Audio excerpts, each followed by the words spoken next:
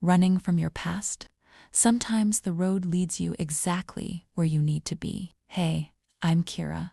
And yeah, I was that girl, the one who packed everything into a backpack, changed her number, and rode across the country hoping her ex would never find her. I wasn't looking for love when I walked into that warehouse. I wasn't looking for friends. I just wanted to ride and forget. Then I met her. The warehouse smelled like motor oil and old concrete. I stood just inside the open garage door with my helmet tucked under my arm and tried not to look as nervous as I felt. I'd been in Los Angeles for 3 weeks now. 3 weeks of unpacking boxes in my studio apartment and avoiding phone calls from numbers I didn't recognize. 3 weeks of telling myself this fresh start would actually be different. The night flares weren't what I expected. I'd heard about them through a guy at the bike shop where I'd gotten my chain adjusted. He said they were solid, no drama, just people who loved to ride. That's all I wanted, to ride and disappear into the noise and the speed until I forgot why I came here in the first place. There were maybe 20 people scattered around the warehouse. Some sat on old couches that looked like they'd been dragged in from the street. Others leaned against their bikes and talked in low voices. Music played from a speaker somewhere, but it wasn't loud enough to drown out the sound of laughter and engines cooling down. I didn't know anyone. I didn't expect to, but I also didn't expect to feel so out of place.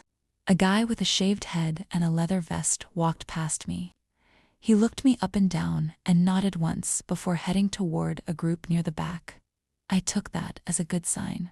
At least no one was kicking me out. I was about to walk toward the bikes when I felt it. That prickle on the back of your neck when someone's watching you. I turned my head slightly and scanned the room. That's when I saw her. She was leaning against the far wall with her arms crossed over her chest. Blonde hair fell just past her shoulders and caught the dim warehouse light. Her eyes were gray and sharp and they were locked on me. She didn't look away when I noticed her.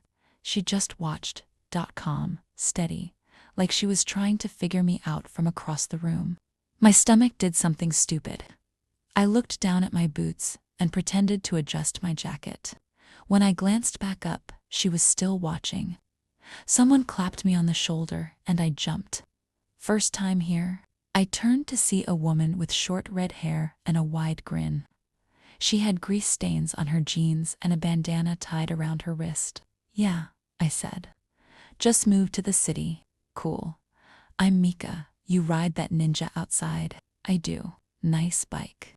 You'll fit in fine, she gestured, toward the couches. Grab a drink if you want. We're heading out in about 20 minutes. Coastal run. You good with that? I nodded. Sounds perfect. Mika walked off and I finally let out the breath I'd been holding. I glanced back toward the wall, but the blonde woman was gone. I scanned the room again and found her near the bikes now talking to a tall guy in a leather jacket. She said something and he laughed. She didn't. I told myself to stop staring. I told myself I was here to ride and not get distracted. But when she turned her head and looked at me again, I felt my heart kick hard against my ribs. This was supposed to be a fresh start. No complications. No getting close to anyone. I had a feeling that plan was already falling apart. I grabbed a water bottle from the cooler near the door and stood off to the side while people started gearing up. I watched them move around each other with the kind of ease that comes from years of riding together. Inside jokes, shoulder bumps, the comfortable chaos of people who belonged. I didn't belong yet. Maybe I never would. But I could ride and that was enough for now. I was pulling my gloves on when I heard boots on concrete behind me. You're new? I turned around and there she was. Up close, she was even more striking. Sharp cheekbones, a small scar above her left eyebrow, eyes that didn't miss anything. I am, I said. I kept my voice steady even though my pulse wasn't. What's your name? Kira Lane. She nodded, slowly, like she was filing that away. Raven Hale. Nice to meet you. You ride long. A few years, nothing serious, until recently. What's your bike? Kawasaki Ninja. The black one outside. Her mouth twitched, not quite a smile, but close. Good choice, fast, light. You know how to handle it. I'm still learning, but yeah, I can keep up. She studied me for a moment longer, and I fought the urge to look away. There was something about her gaze that made me feel exposed, like she could see straight through the careful walls I'd built. We'll see, she said finally. She turned and walked toward her bike without another word. I watched her go and tried to ignore the way my hands were shaking when I zipped up my jacket. Mika appeared next to me again. That's Raven. She's second in command here. If she's talking to you, that's a good thing. She doesn't waste time on people she doesn't think are serious. Good to know. Don't let her intimidate you, though. She's tough, but fair. You'll like her once you get to know her. I wasn't sure intimidated was the right word. Intrigued, maybe. Curious, definitely. But I kept that to myself. Everyone started rolling their bikes toward the exit. I followed and mounted my ninja. The engine purred to life beneath me, and I felt that familiar rush, the one that made everything else fade away. Raven pulled up beside me on a matte black Harley that looked like it had been custom built.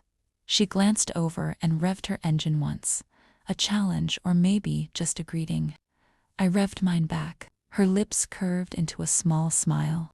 Then she pulled ahead and led the pack out onto the street. I followed. The city blurred past in streaks of neon and streetlights. We moved as a pack through traffic with the kind of precision that only came from trust.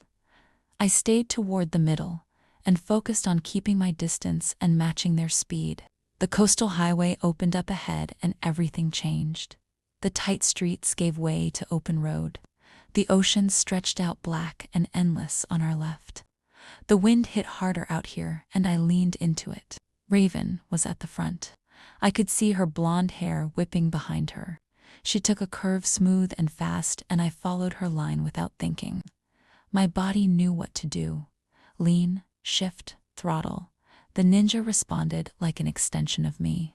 We rode for maybe 30 minutes before Raven slowed and signaled. The group pulled off into an empty parking lot overlooking the water.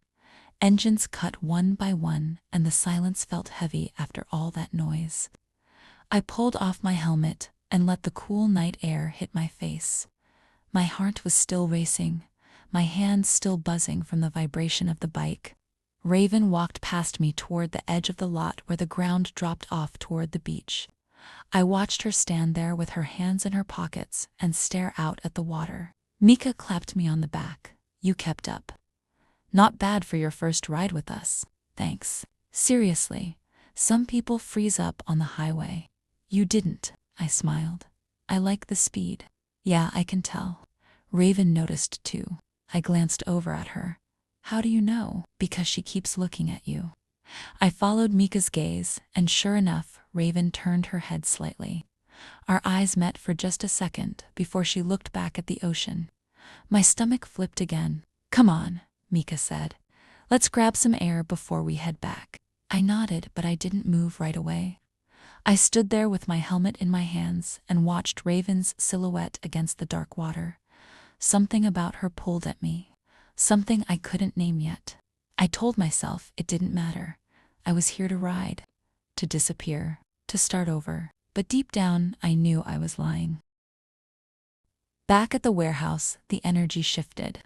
People pulled out beers from a dented fridge in the corner, and someone turned the music up. The tension from the ride melted into something looser. Laughter bounced off the concrete walls. I didn't grab a drink. I just leaned against the door frame near the back exit and watched. This was always the hard part for me. The riding I could do. The socializing after made my skin itch. Mika was in the middle of a group, telling some story with wild hand gestures. A couple of guys worked on a bike in the corner, with tools spread out on the floor. Everyone seemed to have their place. I was about to slip outside for some air when I heard boots again. Raven walked past the crowd without stopping and headed straight for the back exit. She pushed the door open and disappeared into the night. I hesitated for maybe 5 seconds before I followed. Outside, the air was cooler. The alley behind the warehouse was narrow and lit by a single flickering bulb above the door. Raven stood a few feet away with her back against the brick wall. She had a bottle of water in her hand. "You don't drink?" I asked. She looked over at me. "Not before a ride home." "Smart. You're not inside with everyone else." I shrugged. "Not really my thing." "What is your thing?" "Riding, being outside, quiet." She nodded, like that made sense. "You did good tonight." "Thanks. I mean it. You kept up on the curves. Didn't hesitate." That's not easy on a first run with a new crew. I felt heat creep up my neck. I've been riding for a while, just not with other people much. Why not? The question was simple, but it felt loaded. I looked down at my boots. I guess I didn't have people to ride with before, and now I'm here. She was quiet for a moment. Then she said, "You running from something?" My chest tightened. I met her eyes and saw no judgment there, just curiosity. Maybe understanding. "Isn't everyone?" I said. Her mouth curved slightly. "Fair enough." We stood there in the silence and it didn't feel awkward, just easy. Like we didn't need to fill the space with words. "You planning to stick around?" she asked. "With the crew?" "Yeah, I think so. If that's okay." "It's more than okay." She pushed off the wall and walked toward the door. Before she went inside, she looked back at me. "You belong here, Kira. Don't overthink it." Then she was gone. I stayed outside a little longer and let her words settle in. I hadn't felt like I belonged anywhere in a long time. Maybe this could be different. Maybe. 3 days later, I was in my apartment, staring at my bike in the corner near the window. The chain had been making a weird noise on my way home from a grocery run, and I knew I needed to tighten it. I had the tools. I just didn't have the patience. My phone buzzed on the counter. A text from a number I didn't recognize. "It's Raven. Mika gave me your number. You free today?" My heart did that stupid thing again. I typed back quickly. "Yeah. What's up?" "Your chain sounded loose the other night. Bring your bike to my garage. I'll help you fix it." I stared at the message. She noticed my chain. She wanted to help. "You sure?" "I don't want to bother you. You're not. Address below." "Come by around 2. She sent the address. It was only 15 minutes away. I showed up at exactly 2. The garage was attached to a small house on a quiet street. The door was open and I could see a workbench covered in tools and bike parts. Raven was bent over a Harley with grease on her hands. She looked up when I rolled my bike into the driveway. "Right on time." "I try. Bring it in." I walked my Ninja into the garage and she cleared a space near the center. The place smelled like oil and metal and something else I couldn't name. It felt lived in, comfortable. "Let's take a look," she said. She crouched next to my bike and ran her fingers along the chain. I crouched beside her and watched. Her hands moved with confidence, no hesitation. She knew exactly what she was doing. "Yeah, it's loose. We'll tighten it and clean it while we're at it." "Thanks. I could have done it, but I'm not great with this stuff yet." "Everyone starts somewhere." She glanced at me. "Hand me that wrench." I passed it to her and our fingers brushed. It was brief, but I felt it all the way up my arm. We worked in silence for a while. She adjusted the tension and I handed her tools when she asked. Grease got on my hands too, and I didn't care. There was something grounding about this, about being close to someone without needing to perform. "You live here?" I asked. "Yeah, bought it a few years ago. Nothing fancy, but it's mine. It's nice." She smiled a little. "It does the job. How long have you been with Night Flares?" "Almost 10 years. I grew up around bikes. My dad rode. He taught me everything." "Is he still around?"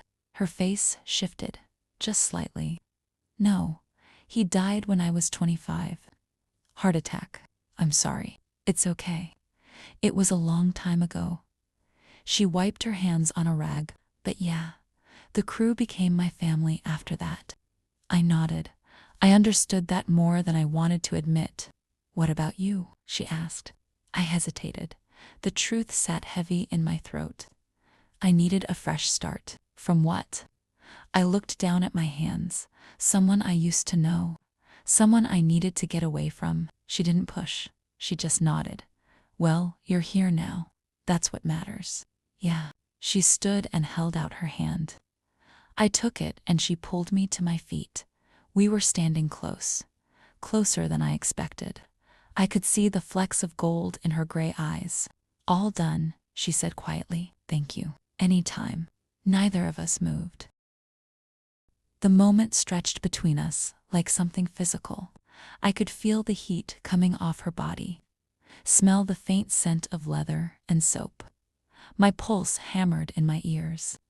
Then her phone buzzed in her pocket and the spell broke. She stepped back and pulled it out. Glanced at the screen. Sorry, crew business. No problem. She typed something quickly and slid the phone back into her pocket. When she looked at me again, her expression was softer, almost apologetic. You should test the chain. Make sure it feels right. Okay. I walked my bike back outside and she followed. I started the engine and let it idle for a moment before giving it a little throttle. The noise was smooth now. No clicking, no grinding. Perfect, I said. Good. I turned off the engine and looked at her. She had grease smeared across her forearm and her hair was tied back in a loose ponytail. She looked relaxed here, more herself than she did at the warehouse. You want to stay for a bit? She asked. I was about to make coffee. I don't want to intrude. You're not. I hesitated. Every logical part of my brain said I should leave. Keep my distance. Don't get attached. But I didn't want to leave. Okay, I said. Coffee sounds good. Her smile was small but real. Come on. I followed her inside. The house was simple, clean but not sterile. A couch faced a TV that looked like it hadn't been turned on in weeks. Shelves lined one wall, and they were filled with bike magazines and a few old photos in frames. She led me to the kitchen and started the coffee maker. I leaned against the counter and looked around. There was a photo on the fridge of a younger Raven standing next to an older man with the same sharp eyes. Both of them were smiling. That's your dad? I asked. She glanced over. Yeah, that was the year before he died. You look like him. I get that a lot. The coffee maker beeped and she poured 2 mugs. She handed one to me and our fingers brushed again. This time, neither of us pulled away immediately. So, she said, tell me something about yourself that I wouldn't guess. I took a sip of coffee and thought about it. I used to paint. Yeah, nothing serious, just for fun. I haven't done it in a while though. Why not? I shrugged. I guess I got too busy running. She didn't say anything, but her eyes said enough. She understood. What about you? I asked. What's something I wouldn't guess? She smiled. I read a lot. Poetry, mostly. That surprised me, really. Yeah. People think I'm all bikes and leather, but I like words too. That's not what I expected. Good. I like keeping people on their toes. We talked for another hour. About books and bikes and the city and nothing in particular. It was easy, comfortable, like we'd known each other longer than a few days. When I finally left, the sun was starting to set. She walked me out to my bike and stood in the driveway with her hands in her pockets. Thanks again, I said, for the help and the coffee. Anytime, Kira. I put my helmet on and started the engine. Before I pulled away, I looked at her one more time. She was watching me with that same steady gaze. I rode home with my heart racing and my mind spinning. I was supposed to keep my distance. I was supposed to stay invisible. But Raven Hale was making that impossible. The next few days I couldn't stop thinking about her, about the way she looked at me in the garage, about the sound of her voice when she said my name. It was distracting in the best and worst way. I was lying on my couch, scrolling through my phone, when a text came through.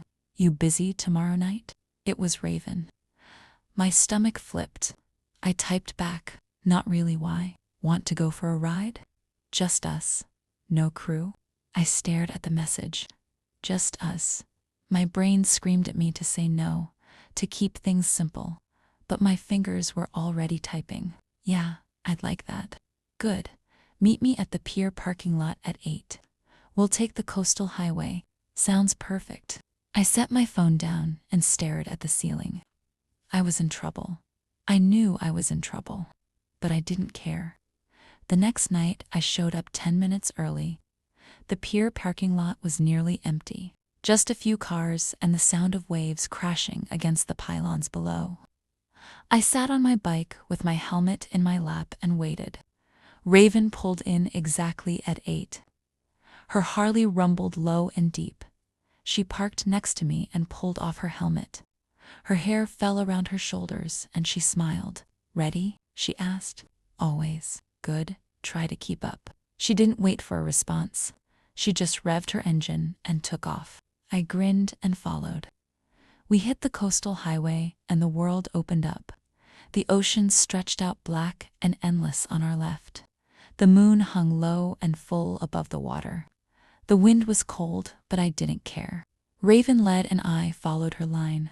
She took the curves fast and smooth and I matched her speed. There was a rhythm to it. A dance. We moved together like we'd been riding side by side for years. She slowed near a cliffside pullout and signaled. We both pulled in and cut our engines. The silence was immediate and heavy. I pulled off my helmet and looked out at the water. The moonlight reflected off the waves in silver streaks. This is incredible, I said. Raven walked to the edge of the cliff and sat on the guardrail.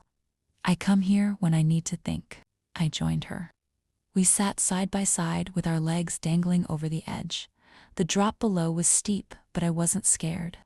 Not with her next to me. What do you think about? I asked. Everything, nothing, depends on the day. Fair? She turned to look at me. What made you start riding? I thought about it. Freedom, I guess. When I'm on my bike, nothing else matters. It's just me and the road. I get that. What about you? Same. But also, it's the only place I feel like myself. No expectations. No pretending. I understood that more than she knew. We sat in silence for a while, just listening to the waves and the wind. It felt easy. Can I ask you something? She said. Yeah. That person you're running from, are they going to find you? My chest tightened. I hope not. But you're scared they will. I nodded. Yeah. She didn't say anything for a moment. Then she reached over and took my hand. Her fingers were warm and rough from years of working on bikes. If they do, she said quietly, you're not alone. You've got the crew. You've got me. I looked at her, really looked at her, and I saw something in her eyes that made my heart ache. Thank you, I whispered. She squeezed my hand. Come on, let's ride. We got back on our bikes and rode until the city lights swallowed the stars. And for the first time in months, I felt like maybe everything would be okay. We rode back into the city with the kind of speed that made my blood sing. Raven pushed her Harley hard and I stayed right on her tail. The trust between us had shifted, deepened. I didn't question her turns anymore. I just followed. She led us through streets I didn't know, past warehouses and industrial buildings that looked abandoned. Finally, she slowed and pulled into an empty parking lot, surrounded by chain-link fence. I pulled up beside her and cut my engine. Where are we? Old shipping yard? No one comes here at night. She pulled off her helmet and shook out her hair. It's a good place to really open up. Open up. She grinned. You want to see what that ninja can really do? My heart kicked. You serious? Dead serious. I'll give you a head start. Try to beat me to the other end. I looked across the lot. It was massive. Cracked asphalt stretched maybe half a mile with nothing in the way. You're on, I said. She laughed. Actually laughed. The sound did something to my chest. All right, on 3, 1, 2. I didn't wait for 3. I gunned it. Behind me, I heard her engine roar to life. I leaned forward and twisted the throttle as far as it would go. The ninja shot forward like a bullet. Wind screamed past my helmet. My whole body vibrated with speed. I glanced in my mirror. Raven was gaining fast. I pushed harder. The end of the lot was coming up quick. 50 feet, 30, 20. She pulled up beside me. We were neck and neck. I could see her grinning through her visor. 10 feet from the end, I hit the brakes, and so did she. We skidded to a stop in a cloud of dust and burnt rubber. I was breathing hard. My hands shook on the handlebars. Adrenaline flooded every nerve. Raven pulled off her helmet and looked at me. Her eyes were bright, alive. "That was close," she said. "You almost had me." "Almost doesn't count," I laughed. "You let me win, maybe." She swung off her bike and walked over to me. "Or maybe you're just that good." I pulled off my helmet. My face was flushed, my heart still racing. That was insane. Good insane. The best kind. She stood close, closer than before. I could see the rise and fall of her chest, the way her lips parted slightly, the intensity in her eyes. "You trust me?" she asked quietly. "Yeah, I do." "Good." She reached up and brushed a strand of hair off my face. Her fingers lingered for just a second. "Because I trust you too." My breath caught. Everything in me wanted to close the distance between us, to kiss her right there in that empty lot under the city lights. But I didn't. I couldn't. Not yet. She must have seen something in my face because she stepped back. Not far, just enough. "We should head back," she said. "Yeah." We rode back to the warehouse in silence, but it wasn't uncomfortable. It was charged, full of things we weren't ready to say yet. When we got back to the warehouse, most of the crew had already left. Just a few people were still hanging around. Mika was there talking to a guy I'd seen before, but never met. Raven parked her bike and I pulled in next to her. We both got off and stood there for a moment like neither of us wanted the night to end. "That was fun," I said. "Yeah, it was. Thanks for inviting me." She smiled. "Thanks for keeping up." Mika walked over with a grin. "Where have you two been?" "Just riding," Raven said. "Just riding, huh?" Mika raised an eyebrow. "Looked like more than that from the way you both rolled in here." I felt my face heat. Raven just shook her head. "Don't start, Mika." "I'm not starting anything. I'm just observing." The guy Mika had been talking to walked over. He was tall, with dark hair pulled back in a bun and a scar running down his jaw. His eyes were cold when they landed on me. "Who's this?" he asked. "Kira," Raven said. "She's new." "Kira, this is Jox." Jox looked me up and down like he was sizing me up. "New, huh? You ride long?" "Long enough. We'll see." He didn't smile. "We don't just let anyone into night flares. You've got to prove yourself." Raven's jaw tightened. "She's already proven herself. She kept up on the highway and she rides clean." "That's not enough," Jock said. "We need to know she's loyal." "She is." "You sure about that?" His eyes flicked to me. "Where'd you come from anyway?" My stomach dropped. "I moved here a few weeks ago." "From where?" "Does it matter?" "It does if you're trying to join my crew." "Our crew?" Raven said sharply. "And yeah, she's in." I vouched for her. Jock stared at Raven for a long moment. Something passed between them. Tension. Old history, maybe. Finally, he looked away. "Fine, but if she screws up..." He walked off without another word.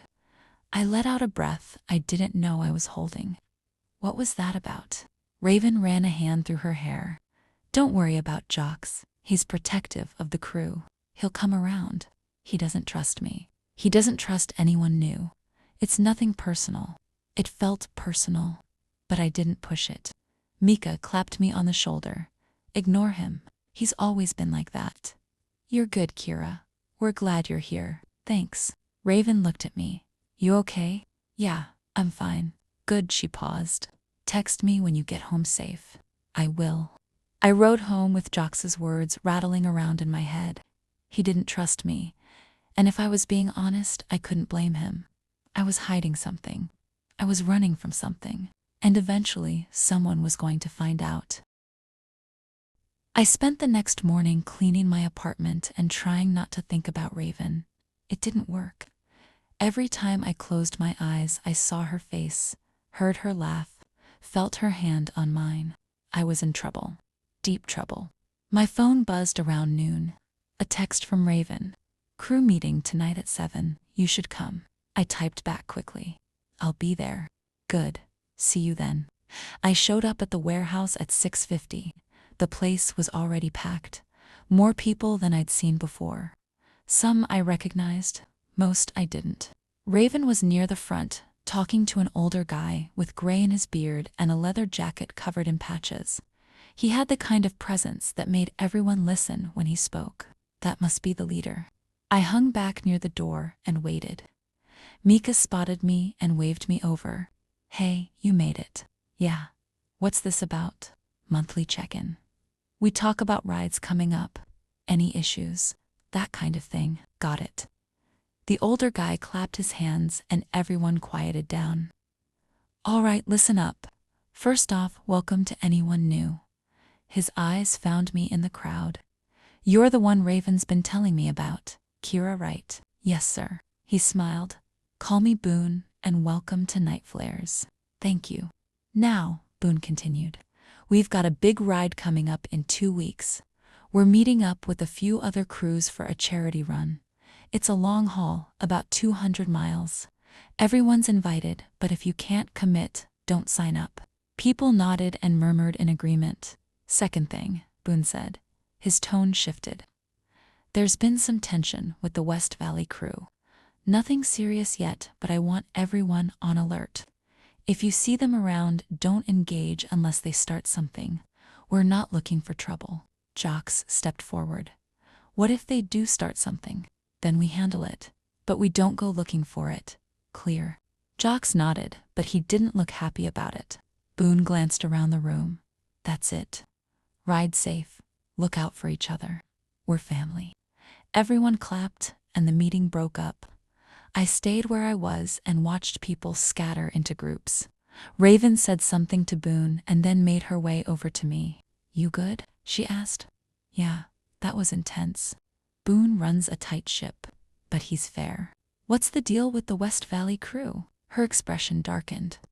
They've been pushing into our territory, trying to recruit our members. It's disrespectful. You think it'll turn into something? I hope not, but Jocks wants a fight. He always does. I glanced over at Jocks. He was standing with a group of guys near the bikes. They were talking low and serious. He doesn't like me, I said. Raven sighed. He doesn't like anyone I bring in. He thinks I'm too soft. Are you? She looked at me. No, I just don't see the point in making enemies when we don't have to. I nodded. That made sense. Hey, she said. You want to get out of here? Grab some food? Yeah, I'd like that. Good, let's go. We left the warehouse and rode to a small diner on the edge of the city. It was old and worn, but clean.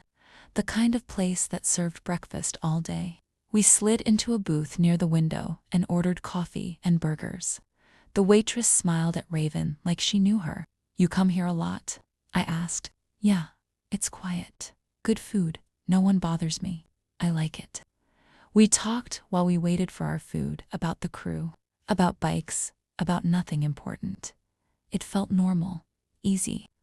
When the food came, I realized how hungry I was. I hadn't eaten all day. Raven watched me with a small smile. You always eat like that. Like what? Like you're starving. I laughed. I forget to eat sometimes. You should take better care of yourself. I'm working on it. She reached across the table and stole one of my fries. I raised an eyebrow. Really?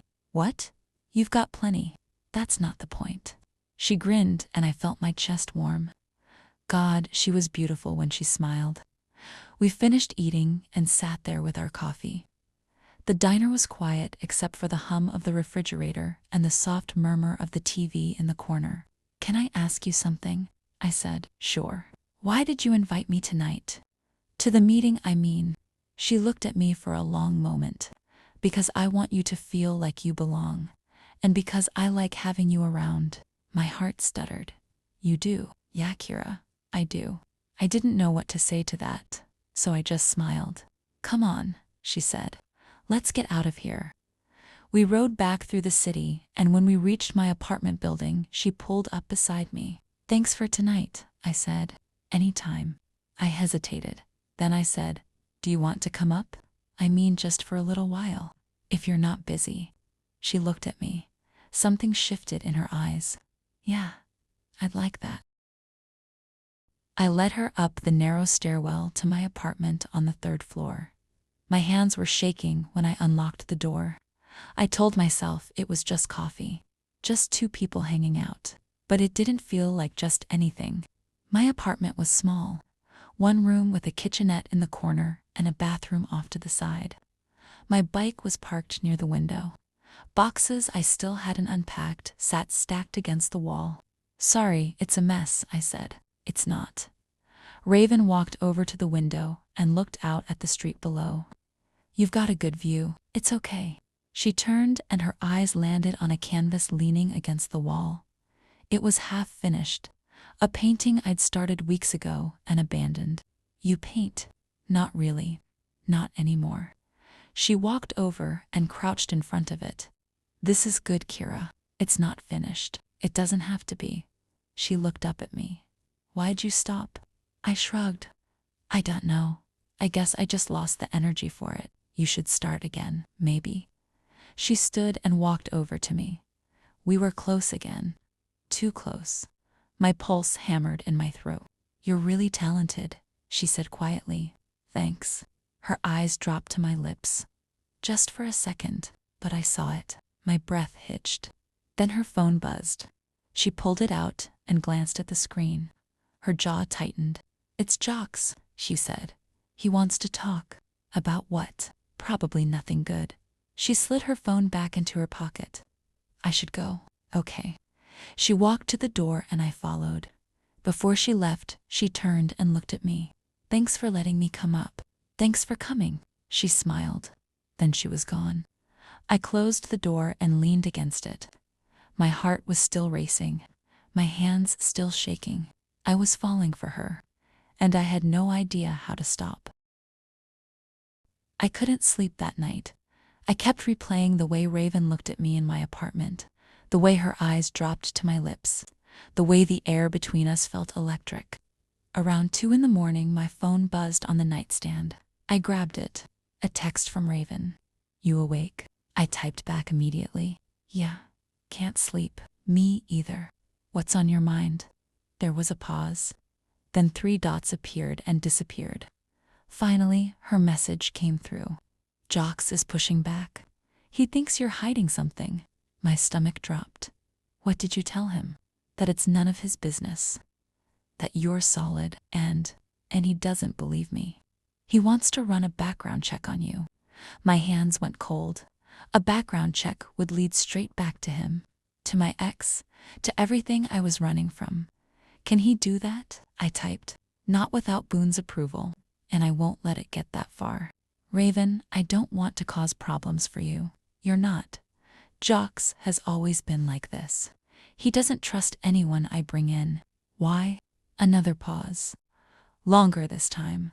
"Because the last person I vouched for turned out to be a spy for another crew." It almost tore Night Flares apart. Jox hasn't forgiven me for it. My chest tightened. No wonder he didn't trust me. No wonder he was pushing so hard. "I'm not a spy, Raven. I know that, but you don't know everything about me."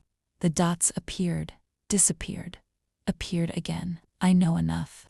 And when you're ready to tell me the rest, I'll be here." Something in my throat closed up. I blinked back the stupid tears that were threatening to spill. "Thank you," I typed. "Get some sleep, Kira. I'll handle Jox."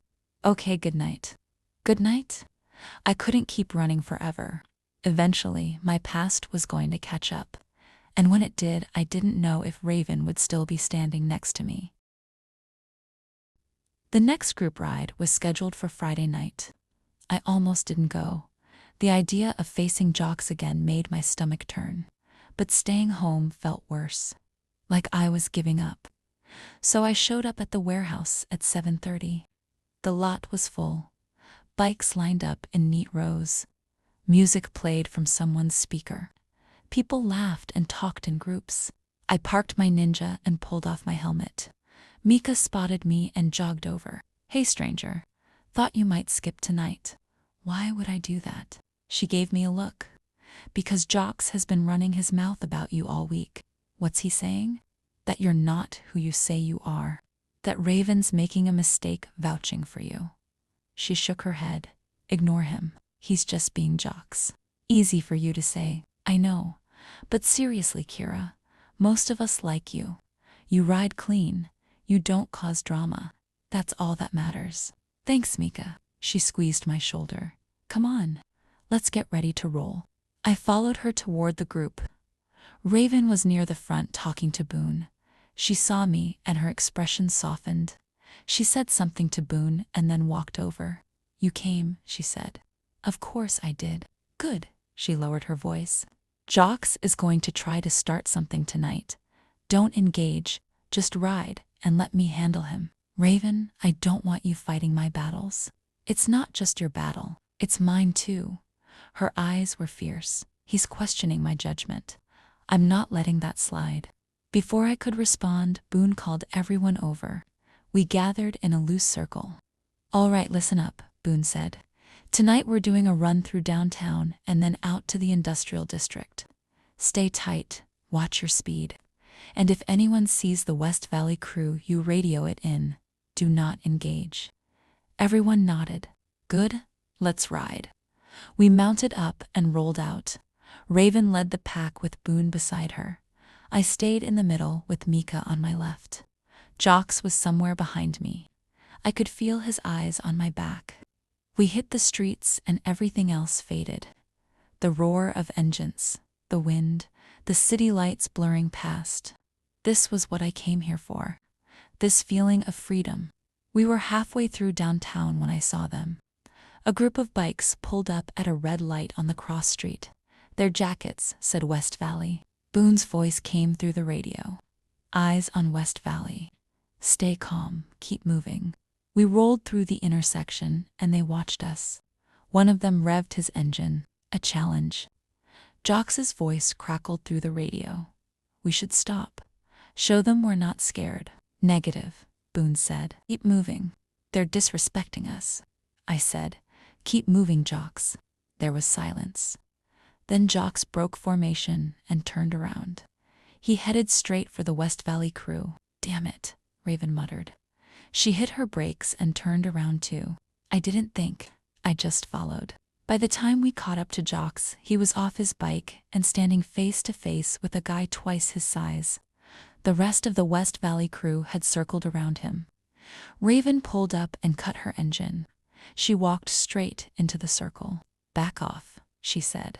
The big guy looked at her. This your boy. He's crew. And we're leaving. Doesn't look like he wants to leave. Jocks' fists were clenched. I'm not going anywhere until they apologize. For what? Raven stepped between them. Jocks, get on your bike now. No, that's an order. His jaw worked. Then he stepped back. But his eyes stayed locked on the West Valley guy. Raven turned to the crew.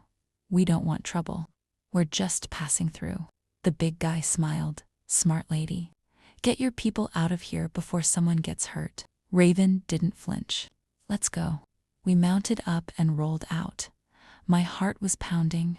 My hands shook on the handlebars. When we got back to the warehouse, Jocks was the first one off his bike. He threw his helmet down and stormed toward Raven. You made me look weak, he shouted. No, Raven said calmly. You made yourself look stupid. They disrespected us. And you almost started a war. Over nothing. She stepped closer. You don't get to make those calls, Jocks. Boone does. And me, not you. His face twisted. This is because of her, isn't it? He pointed at me. You're going soft because you're distracted. Watch it, Raven said. Her voice dropped low. Dangerous. It's true. Ever since she showed up, you've been different. I stepped forward. That's enough. Jocks turned on me. You don't get to talk. You're the problem. I didn't do anything. You exist. That's enough. Raven moved between us. One more word and you're out, Jocks. I mean it. He stared at her, then at me. Finally, he shook his head and walked away. The silence that followed was heavy. Boone walked over. You handled that well, Raven. Thanks. But he's right about one thing. We need to figure out what's going on with West Valley before this gets worse. I know. Boone looked at me. You okay? Yeah, I'm fine. Good. Go home. Get some rest. We'll regroup tomorrow. I nodded and walked back to my bike. Raven followed. I'm sorry, she said. It's not your fault. He's out of line, maybe. But he's not wrong. I am causing problems. No, you're not. He's just scared. Of what? Of losing his place. Of things changing. She touched my arm. Don't let him get in your head, Kira. I looked at her, at the way her gray eyes held mine steady and sure. Thanks, Raven.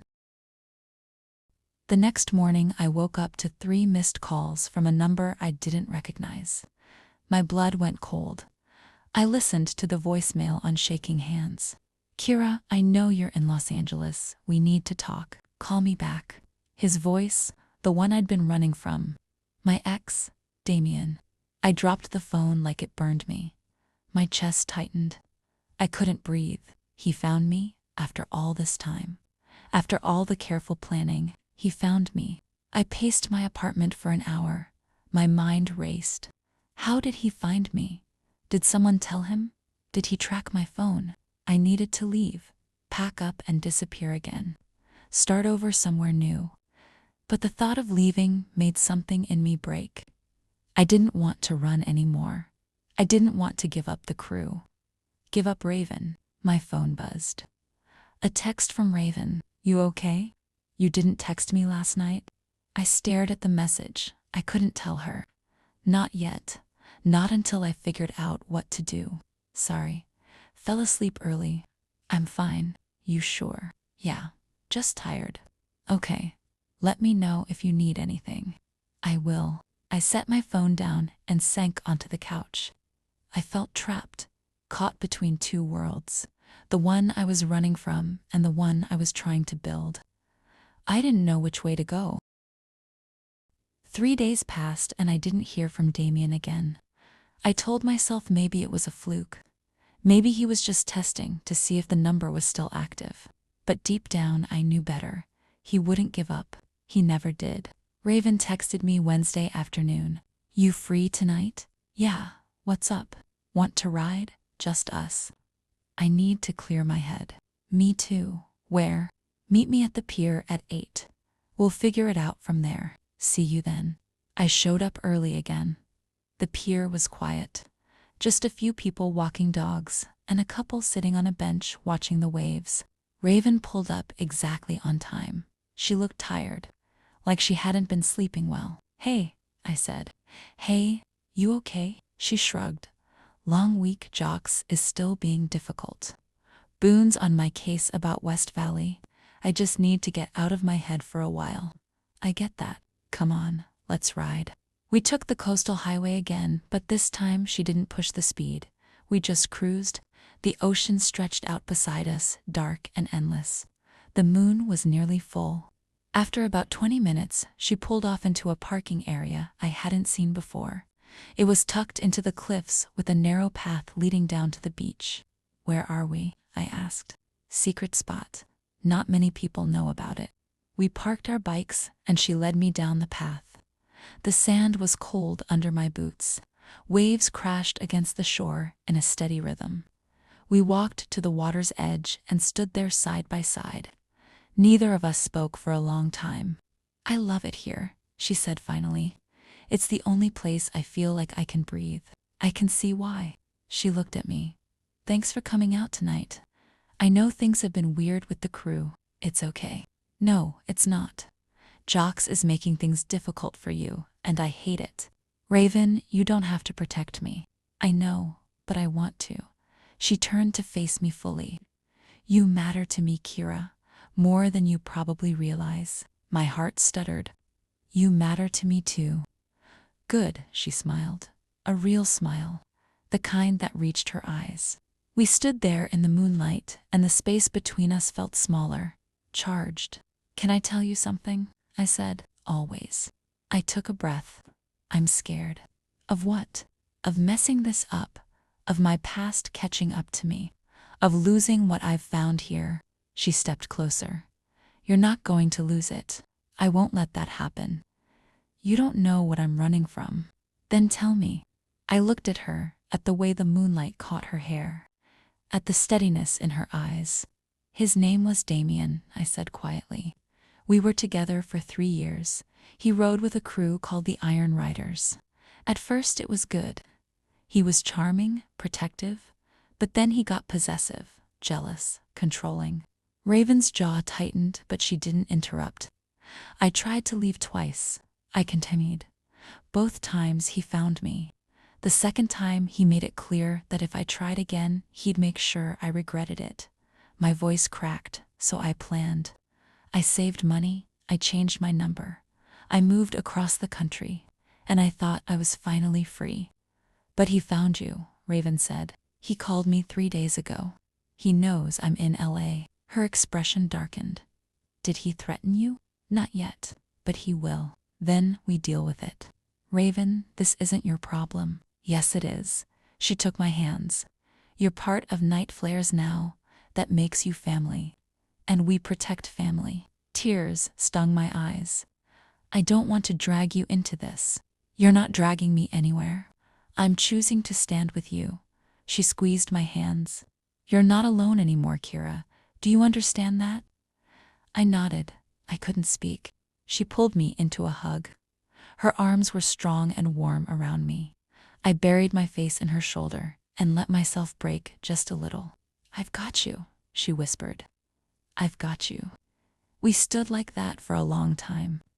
The waves crashed behind us. The wind pulled at our hair. And for the first time since Damien called, I felt like maybe everything would be okay.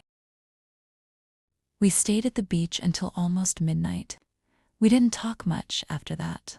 We just sat in the sand and listened to the ocean and existed in the quiet together. When we finally rode back into the city, I felt lighter, like telling Raven had lifted some of the weight I'd been carrying.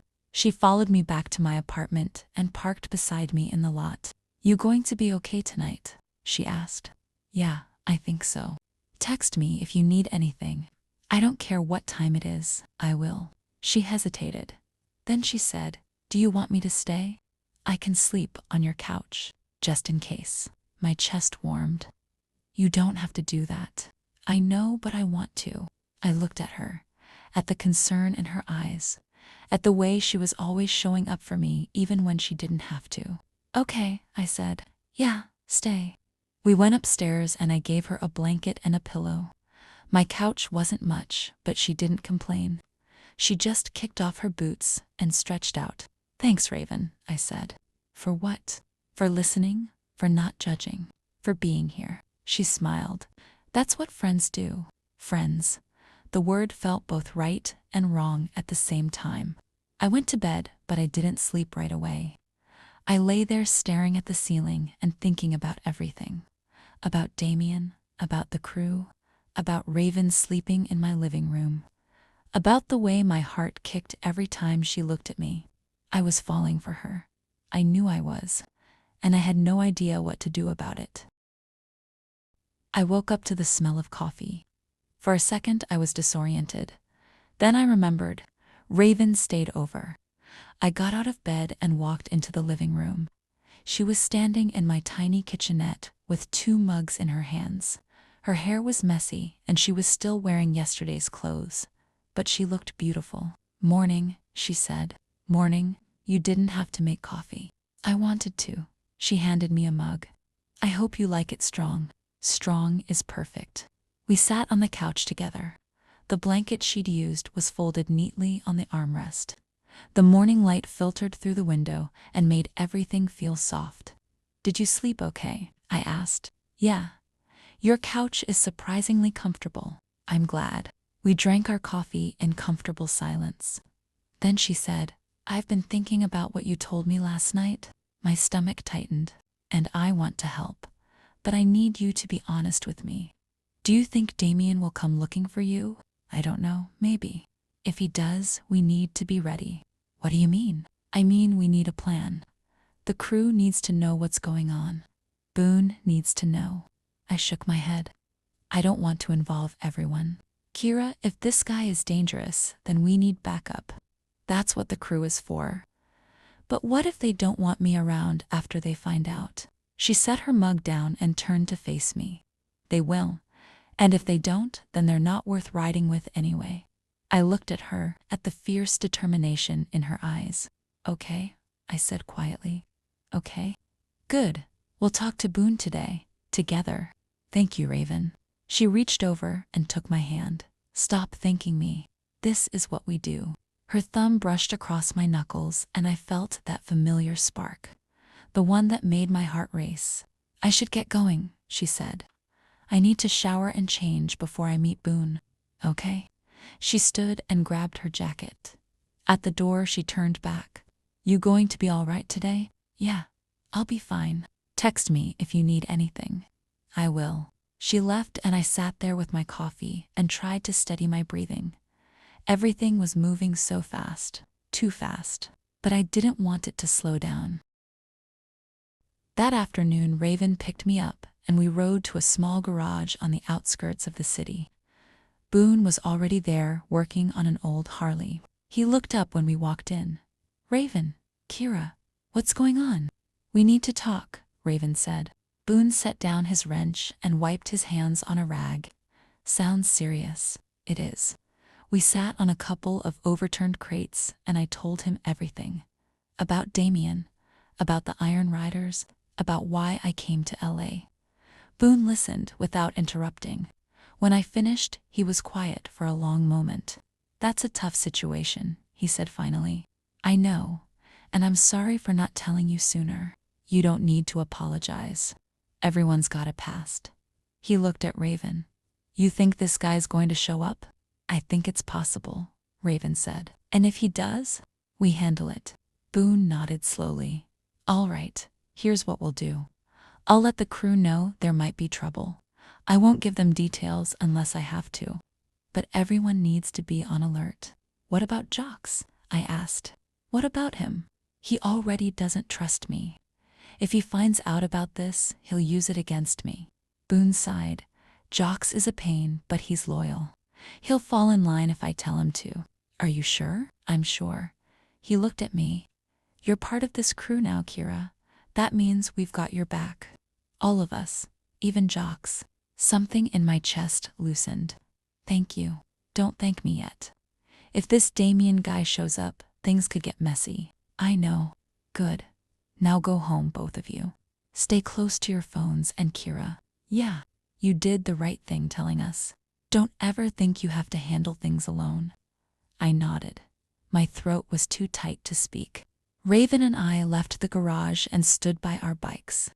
The sun was setting and the sky was streaked with orange and pink. That went better than I expected, I said. Boone's a good guy. He looks out for his people. I'm starting to see that. She smiled. Come on. Let's get out of here. Where are we going? My place. I'll make us dinner. You cook. I try. She grinned. No promises it'll be good though. I laughed. I'll take my chances. We rode back to her house and she led me inside. The place felt more lived in than last time. A book lay open on the coffee table. A jacket was draped over the back of the couch. She went to the kitchen and started pulling things out of the fridge. I sat at the counter and watched her work. You need help? I asked. Nope. Just sit there and look pretty. My face heated. Raven. She glanced over with a smirk. What? I'm just being honest. I didn't know what to say to that, so I just smiled. She made spaghetti with garlic and vegetables. It was simple, but it smelled amazing. We ate at her small kitchen table and talked about everything except Damien. This is really good. Don't sound so surprised. I'm not. I'm just impressed. Good. I aim to impress. After dinner, we moved to the couch. She put on some music, something low and instrumental. We sat close, not quite touching, but almost. Can I ask you something? I said. Sure. Why are you doing all this for me? She looked at me, really looked at me. Because I care about you, Kira, more than I probably should. My heart stopped. What does that mean? It means I can't stop thinking about you. It means every time you're around, I feel like I can finally breathe. It means I'm falling for you, and I don't know how to stop. I stared at her. My pulse thundered in my ears.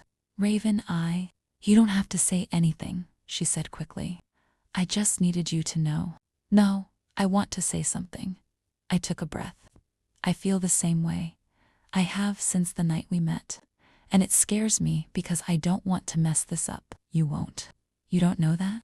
I do. She reached over and took my hand. I know you, Kira.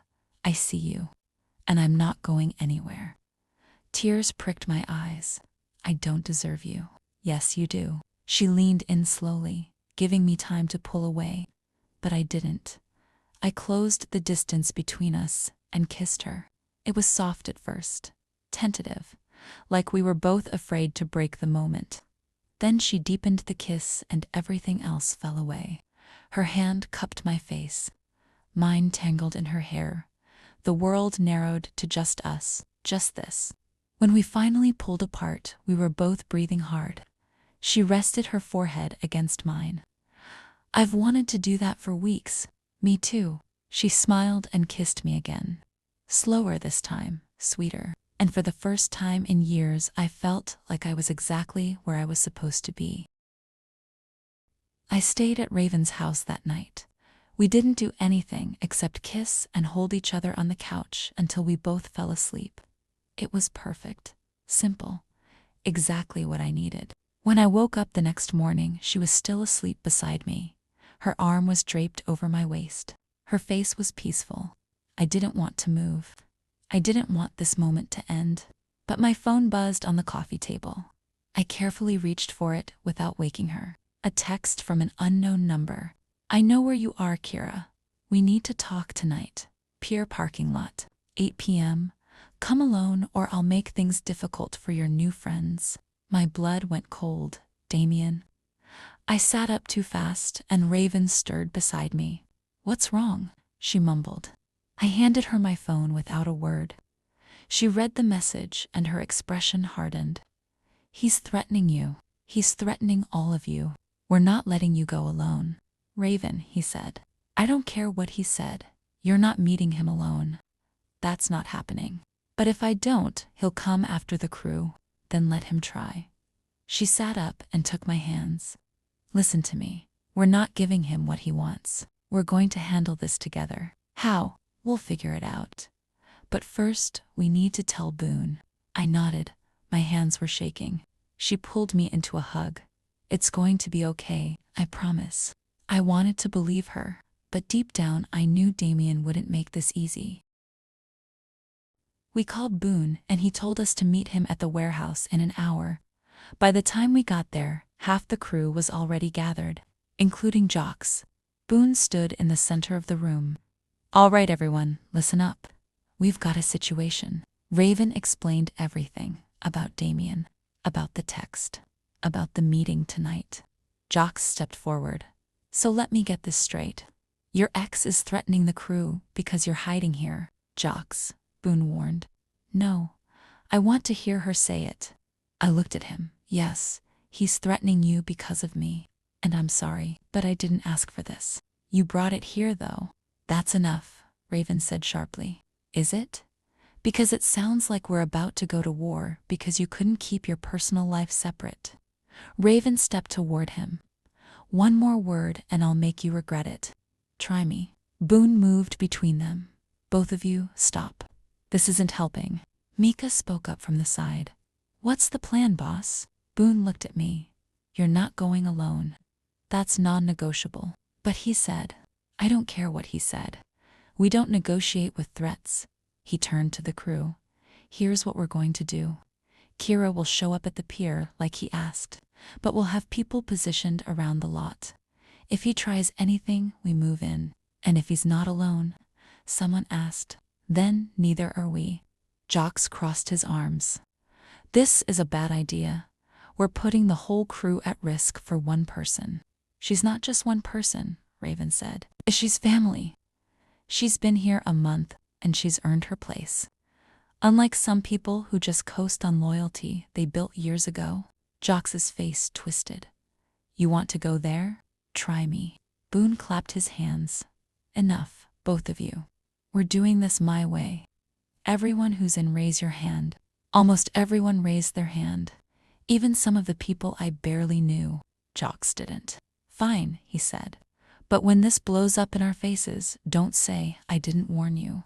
He walked out. The room was silent for a moment. Then Boone said, All right, let's get ready. We leave in 6 hours. The hours leading up to 8 p.m. dragged like nothing I'd ever felt. I went back to my apartment to change and shower, but I couldn't sit still. My hands shook every time I checked the clock. Raven stayed with me the whole time. She didn't say much. She just sat on my couch and kept me company. Her presence alone helped. Around 6, she stood up. We need to get ready, I know. You sure you can do this? I looked at her. No, but I don't have a choice. You always have a choice, Kira. If you want to run, we'll help you disappear. You don't owe Damien anything, but I owe you. I owe the crew. I can't keep running. She walked over and cupped my face.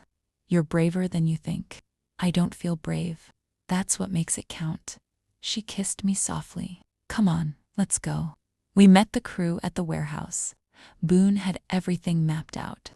Raven and Mika would be positioned on the north side of the pier lot behind a delivery truck. 2 other members would cover the south side. Boone would stay in his truck near the entrance. I'd park in the center and wait. Remember, Boone said, you're not alone. If anything feels wrong, you get out of there. We'll handle the rest. What if he has people with him? I asked. Then we handle them too. Jox wasn't there. I didn't know if that made me relieved or more nervous. We rolled out at 7:30. The ride to the pier felt like it took forever and no time at all. My heart hammered against my ribs. My hands were slick inside my gloves. Raven pulled up beside me at a red light. She looked over and gave me a nod. A silent promise. I'm here. You're not alone. I nodded back. When we reached the pier, everyone split off. I rode into the lot alone and parked near the center under a flickering streetlight. I cut my engine and pulled off my helmet. The lot was empty except for a single car parked near the far edge. I couldn't see inside. I checked my phone. 7:58. 2 minutes. My chest tightened. I forced myself to breathe. At exactly 8 p.m., the car door opened. A man stepped out.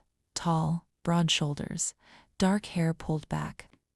Even from a distance, I recognized him. Damien. He walked toward me slowly, like he had all the time in the world. When he got close enough, I could see his face, the sharp jaw, the cold eyes, the smirk that used to make me feel special, but now just made my stomach turn. Kira, he said, it's been a while. What do you want, Damien? Straight to the point. I always liked that about you. He stopped a few feet away. I want you to come home. I am home. His expression darkened. No, you're hiding. There's a difference. I'm not hiding. I'm living my life. With these people, he gestured around the empty lot. You think they care about you. You think they'll protect you when things get ugly. They already are. He laughed a cold sound. Where are they then? I told you to come alone. I did. Don't lie to me, Kira. I know they're here. I can feel it. My pulse spiked. He knew. It doesn't matter, I said. I'm not going back with you. Yes, you are. No, I'm not. He stepped closer. Too close. You don't get to make that choice. Yes, I do. His hand shot out and grabbed my wrist. His grip was tight, painful. Let go of me, I said.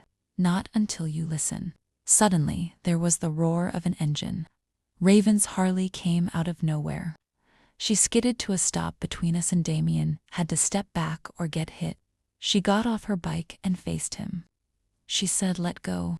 Damien looked at her, then at me, then back at her. And who are you? Someone who's about to make you regret touching her. He smirked. You're the new girlfriend. I should have known. I'm the person telling you to leave. Or what? Or you find out what happens when you threaten my crew. More engines roared to life. Headlights flicked on around the lot. Boone's truck, Mika's bike. For others I hadn't even seen. Damien looked around, his jaw tightened.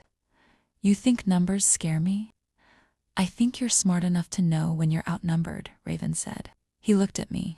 This isn't over, Kira. Yes, it is, I said.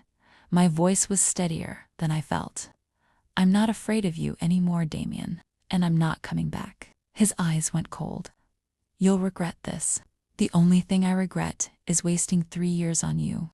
For a second, I thought he was going to lunge at me. But Boone stepped forward. I suggest you get in your car and leave, Boone said. His voice was calm, but there was steel underneath. Before this gets worse for you. Damien looked at all of us. Then he smiled. A cruel, empty smile. Fine, but don't say I didn't warn you. He walked back to his car, got in, and drove away. The second his taillights disappeared, I felt my knees give out. Raven caught me before I hit the ground. I've got you, she whispered. I've got you. I buried my face in her shoulder and let myself shake. It was over. He was gone. You did so good, Raven said. You were so brave. I don't feel brave. You are. She pulled back and looked at me. You stood up to him, Kira. That takes guts. Boone walked over. You okay? Yeah, I think so. Good. Let's get out of here. We'll regroup at the warehouse. Everyone mounted up and we rode back together. I stayed close to Raven. My heart was still racing, but the fear was starting to fade. When we got to the warehouse, Mika pulled me into a hug. You were amazing, she said. Thanks. More people came up to me, offered words of support, clapped me on the back. I felt overwhelmed in the best way. Then Jocks walked in. Everyone went quiet. He looked around the room. Then at me, he's gone. For now, Boone said. Jocks nodded slowly. Good. He looked at me again. I was wrong about you. I blinked. What? I said I was wrong. You've got guts. And you didn't run when it got hard. That counts for something. Thank you. He held out his hand. I shook it. Welcome to the crew, he said. For real this time. Something in my chest eased. Thanks, Jocks. He nodded and walked off. Raven appeared beside me with a smile. See? I told you he'd come around. You were right. I usually am. I laughed. Actually laughed. For the first time all day, I felt like I could breathe. Come on, Raven said. Let's get you home. Your home or mine, whichever one you want. Yours, I said, without hesitation. She smiled. Good choice. We rode back to Raven's house and I felt lighter than I had in months. Damien was gone. The crew had my back, and Raven was beside me. Inside she made us tea and we sat on the couch. I leaned against her and she wrapped her arm around me. How are you feeling? She asked. Relieved, exhausted, happy. Good, you deserve to feel happy. So do you. She kissed the top of my head. I am happy right now with you. We sat in comfortable silence for a while. Then I said, what happens now? What do you mean? With us, with the crew, with everything. We keep riding. We keep living. We figure it out as we go. That simple? That's simple. I looked up at her. I'm falling for you, Raven. Hard. Good, because I already fell. She kissed me, and it felt like coming home. Like every broken piece of me was finally starting to fit back together. When we pulled apart, she rested her forehead against mine. Stay tonight, she whispered. I was planning on it. She smiled and pulled me closer. We fell asleep on the couch, tangled together. And for the first time in years, I slept without nightmares. The next 2 weeks passed in a blur of rides and late-night conversations and stolen kisses. Raven and I didn't put a label on what we were. We didn't need to. We just existed together, and it was enough. The crew welcomed me fully. Even Jocks stopped giving me suspicious looks. I started to feel like I actually belonged.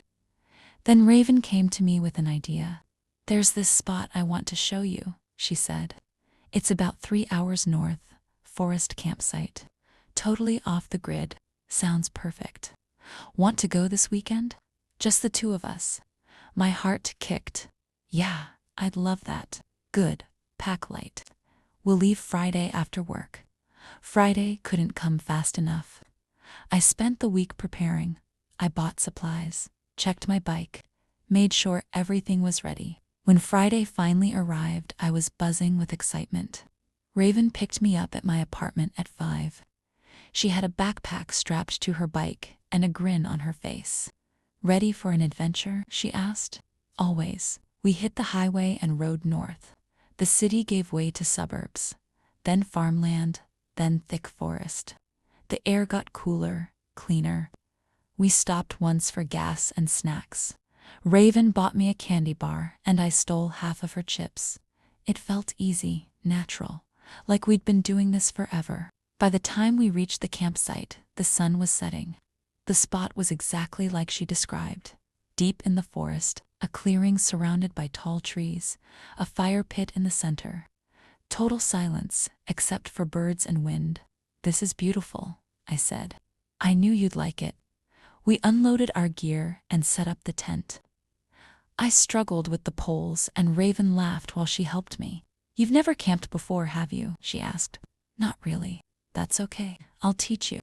Once the tent was up, we gathered firewood. The forest floor was covered in dry branches and it didn't take long to collect enough. Raven built the fire with practiced hands. Within minutes, flames crackled to life.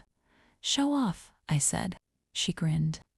I've done this a few times. We sat by the fire and watched the sky turn from orange to purple to black.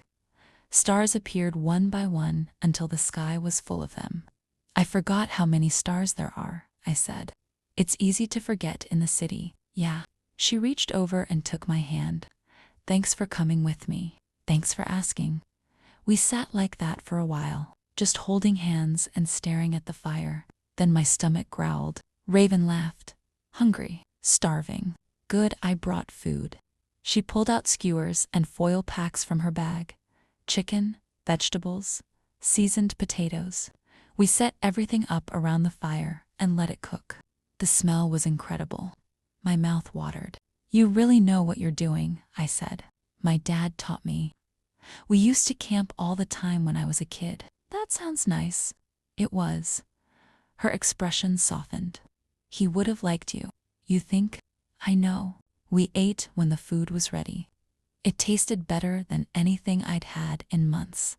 Maybe because we cooked it ourselves. Maybe because of the company.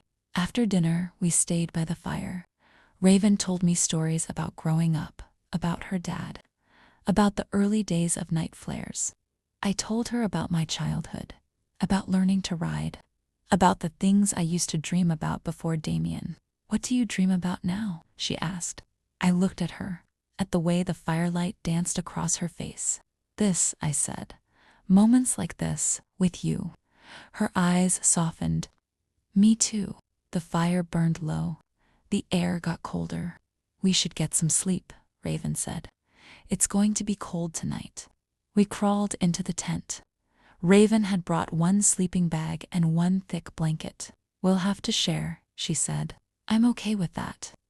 We zipped the sleeping bag together and climbed inside. It was tight but warm. Raven pulled the blanket over both of us. I shivered and she pulled me closer. Cold, she asked. A little? Come here. She wrapped her arms around me and I pressed against her. Her body was warm, solid, safe. Better, she whispered. Much better. We lay like that in the darkness, listening to the forest sounds outside, feeling each other breathe. Kira, she said softly. Yeah, I love you. My heart stopped, then started again twice as fast. I love you too, I whispered. She kissed me, slow and deep and full of everything we'd been holding back. When we finally pulled apart, we were both breathing hard. Stay close, she murmured. I'm not going anywhere. We fell asleep tangled together, warm and safe and completely in love. I woke up to sunlight filtering through the tent and the sound of birds singing. Raven was still asleep beside me. Her arm was draped over my waist, and her face was peaceful. I didn't want to move. I wanted to stay in this moment forever.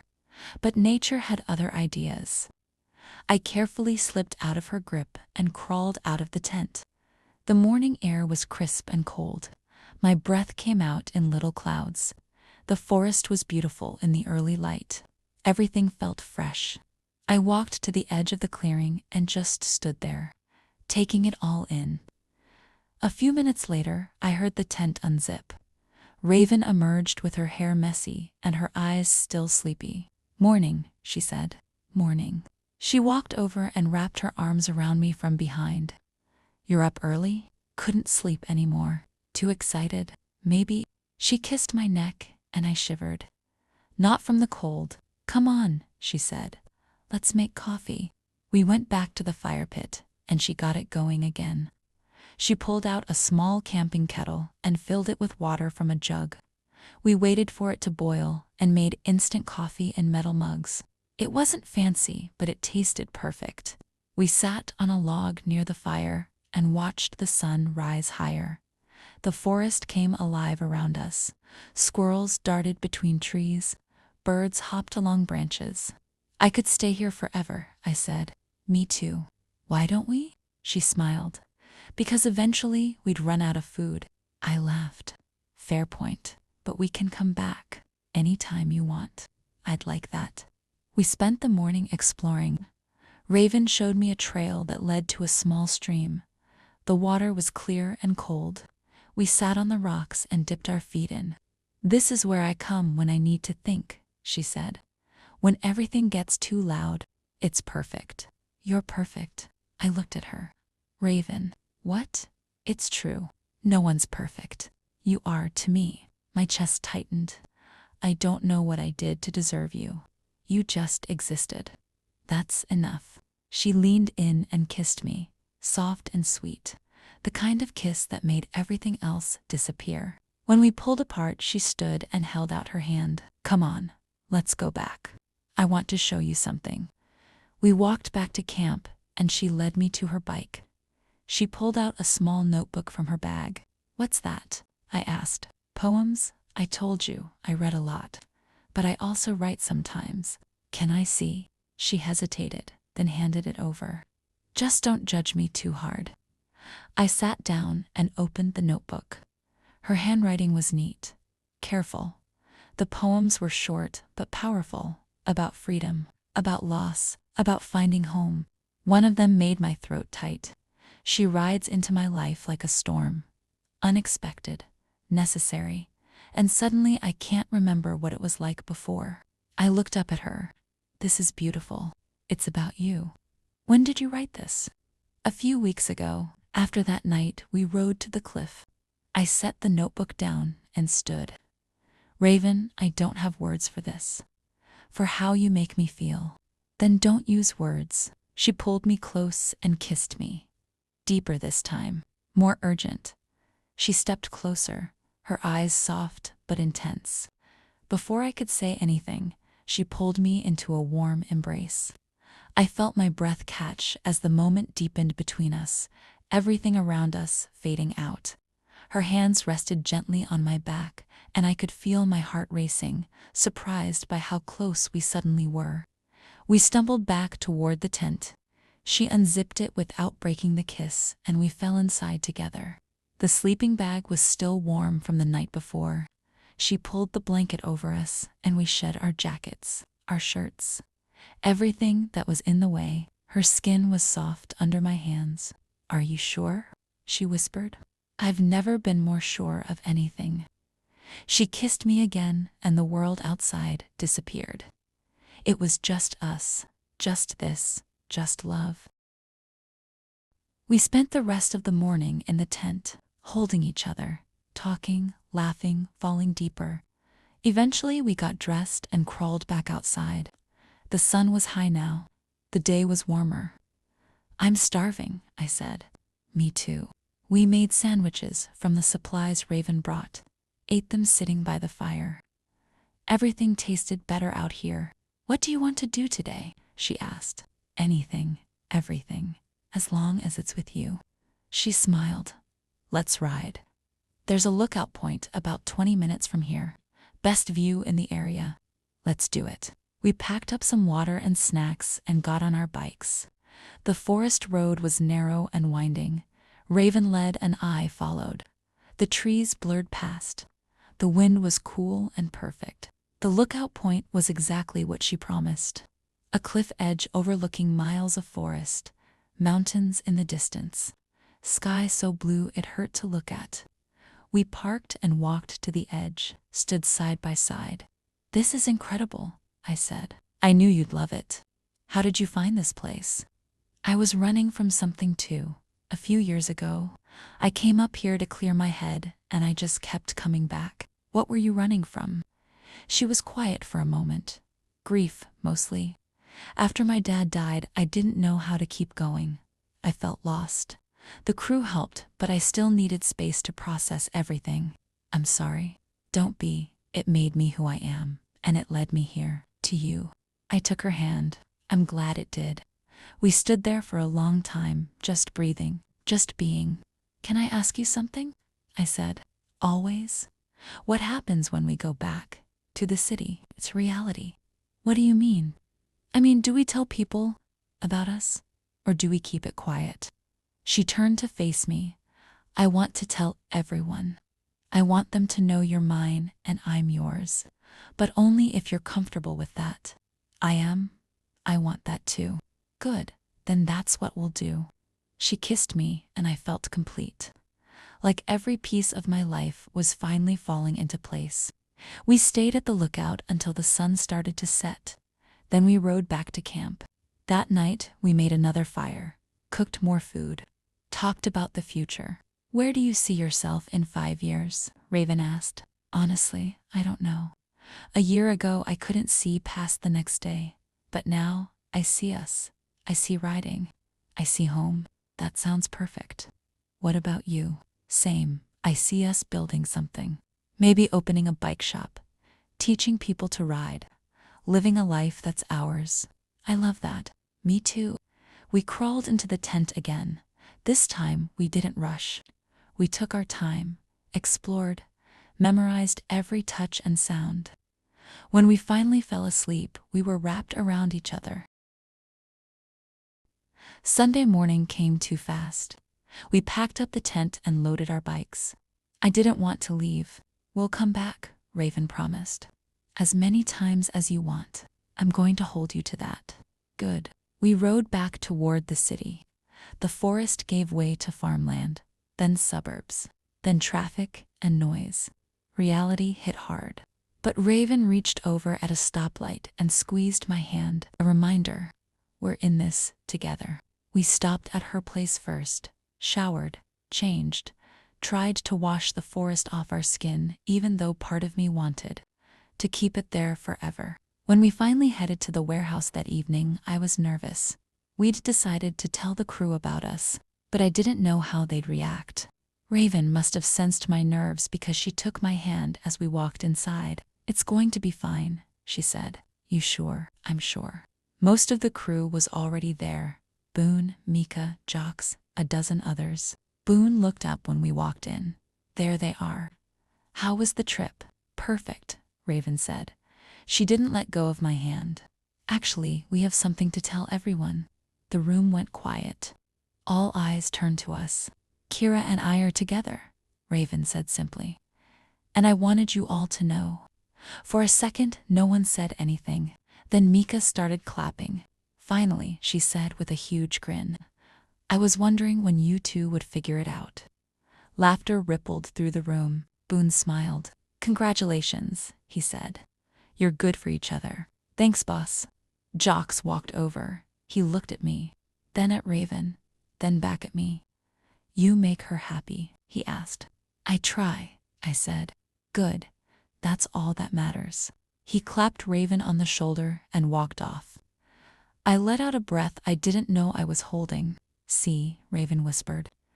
I told you. Mika pulled us both into a hug. I'm so happy for you guys. Thanks, Mika. The rest of the night was easy. People congratulated us. asked about the trip, made jokes. It felt normal, natural, like we'd always been this way. When we finally left the warehouse, Raven walked me to my bike. "That went well," I said. "Told you it would." "You're always right, aren't you?" "Pretty much." I laughed and kissed her, right there in the parking lot, not caring who saw. When I pulled back, she was smiling. "Come home with me tonight," she said. "Your place or mine?" "Mine, always mine." "Deal." We rode back to her house together, and as I followed her taillights through the city, I realized something. I wasn't running anymore. I was riding toward something, toward a future, toward love, toward home. The next few weeks fell into a comfortable rhythm. I spent most nights at Raven's place. We'd ride during the day, work on bikes in her garage, cook dinner together, fall asleep tangled up in each other. It felt like the life I'd always wanted but never thought I'd have. The crew accepted us completely. No one made it weird. No one questioned it. We were just Kira and Raven, together. Then one night, Boone called an emergency meeting. We all gathered at the warehouse. The energy was tense. Something was wrong. Boone stood at the front. "We've got a problem. West Valley crew has been pushing harder. They've been showing up at our spots, trying to intimidate our members. Last night they slashed the tires on 3 of our bikes." Angry murmurs rippled through the room. "What are we going to do about it?" Jocks asked. "We're going to handle it, but smart. No one goes looking for a fight, but if they come to us, we defend ourselves." "Clear." Everyone nodded. "We're also going to increase patrols. Make sure no one's riding alone, Kira." I looked up. "Yeah. You stay close to Raven. I don't want you out by yourself until this blows over." "Okay." Raven took my hand under the table. After the meeting, Boone pulled us aside. "I'm serious," he said. "West Valley knows about you too. They might try to use that against us." "How do they know?" Raven asked. "Word travels. You know how it is." My stomach tightened. "You think they'll come after me?" "I think they'll go after whoever they think will hurt us most. And right now, that's anyone Raven cares about." Raven's jaw tightened. "They won't touch her." "I know, but be smart. Stay alert." We left the warehouse and rode back to Raven's place. She was quiet the whole way. Inside, she paced the living room. I could see the tension in her shoulders. "Raven," I said, "I won't let them hurt you." "I know. I'm serious, Kira. If they come near you, we'll handle it." She stopped pacing and looked at me. "I can't lose you." "You won't? You don't know that." I walked over and took her face in my hands. "Listen to me. I'm not going anywhere. We've been through worse. We'll get through this too. Promise." "I promise." She pulled me into a tight hug. I held her and felt her breathing slowly steady. "I love you," she whispered. "I love you too." We stayed like that for a long time, just holding each other, finding strength in the closeness. The next week was tense. Everyone in the crew was on edge. We rode in groups, stayed alert, watched our backs. Nothing happened. But the waiting was almost worse. Then Friday night, Mika called me. "Hey, you busy?" "Not really. Why?" "A few of us are grabbing food at the diner. Want to come?" "Is Raven going?" "She's tied up with Boone. Some crew business. But she said you should go. Have fun." I hesitated. I didn't want to leave the house, but I also didn't want to hide forever. "Okay. I'll be there in 20. I texted Raven to let her know. She responded immediately. "Have fun. Text me when you get there and when you leave. Love you." "Love you too." I got dressed and rode to the diner. Mika was there with 3 other crew members I knew. We grabbed a booth and ordered food. It felt good to be out, to laugh and talk about normal things, to forget about West Valley for a while. We were halfway through our meal when I noticed someone watching us from across the diner, a guy in a leather jacket, West Valley patch on his chest. My stomach dropped. Mika noticed too. "Don't look at him. Just eat." "Should we leave?" "Not yet. We finish and then we go. Together." I nodded and tried to focus on my food, but I could feel his eyes on me the whole time. When we finally paid and stood to leave, he stood too. "Let's move," Mika said quietly. We walked outside and headed for our bikes. The guy followed. "Hey," he called. "You're Kira, right?" I didn't answer, just kept walking. "Raven's girl, yeah, I've heard about you." Mika stepped between us. "Back off, or what? Or you deal with all of us." He looked around. There were 4 of us. Just one of him. He smiled. "Tell Raven we'll be seeing her soon." Then he walked away. I was shaking when I got on my bike. Mika pulled up beside me. "You okay?" "Yeah, let's just go." We rode back to the warehouse together. Raven was already there. The second she saw my face, she knew something was wrong. "What happened?" I told her everything. Her expression darkened with every word. "He threatened you. He threatened all of us." "No, he singled you out. That's different." Boone walked over. "What's going on?" Raven explained. Boone's face went hard. "This ends now," he said. "We're meeting with West Valley tomorrow, face to face. We're going to settle this before someone gets hurt." "And if they don't want to settle," Jocks asked, "then we make them." The meeting was set for Saturday afternoon at a neutral location, an abandoned lot on the edge of the city that neither crew claimed. Boone made it clear only senior members would go.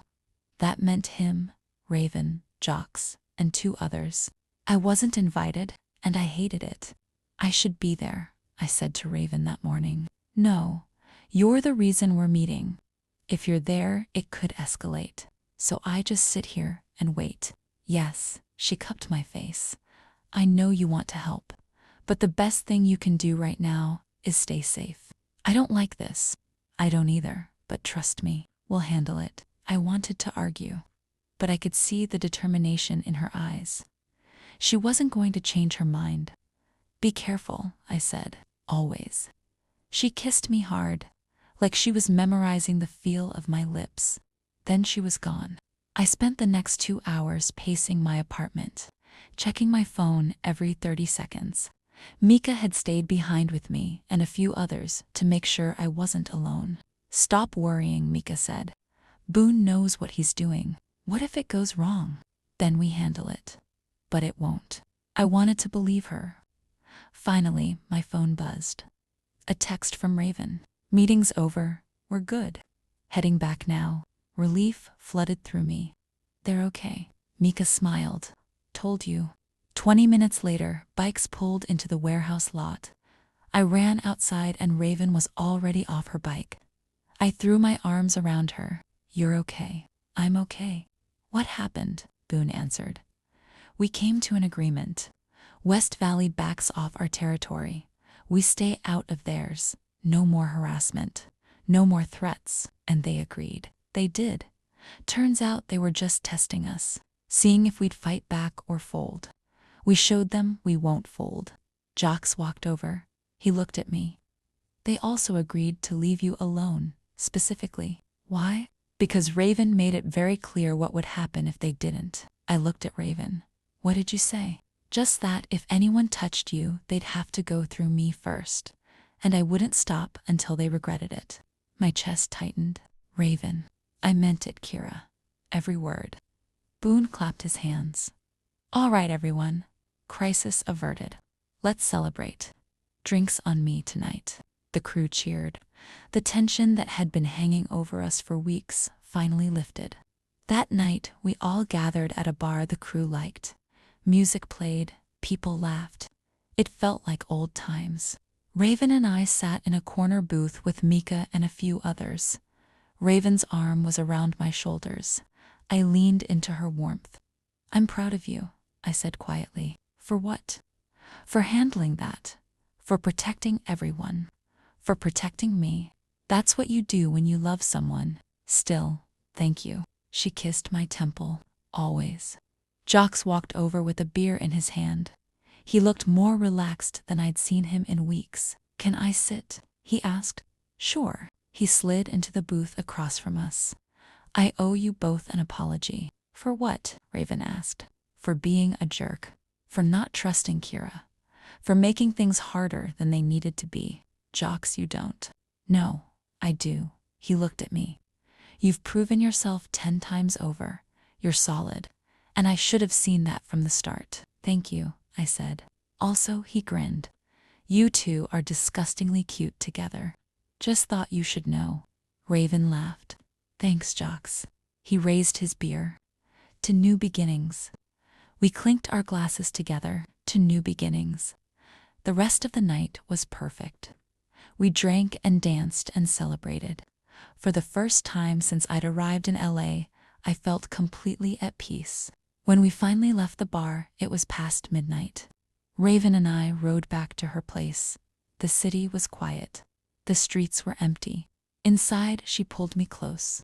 I love you, she said. I love you too. I mean it, Kira. I'd do anything for you.